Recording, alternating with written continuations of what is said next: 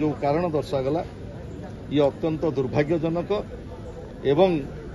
Police प्रशासन 15 दिन धरी कौन इनक्वारी करुले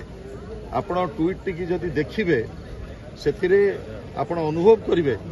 कौ भाव में जनसाधारण को विभ्रांत कर पीड़िता बापा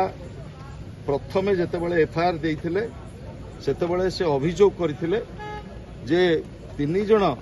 एथिरे संपृक्त अछंती तांको झीर मृत्युवरण कारण संपर्क में मृत्युवरण कले से समय तांको परिवार मंतव्य कौन थिला एवं तांकर एफआईआर कॉपी कौन थिला से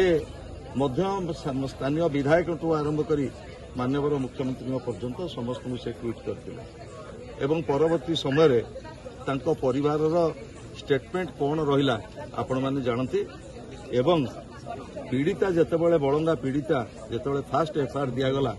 से एफआईआर कंटेंट कौन थिला एवं वर्तमान जो स्टेटमेंट सब दि जाउची ये अत्यंत दुर्भाग्यजनक एवं चिंताजनक।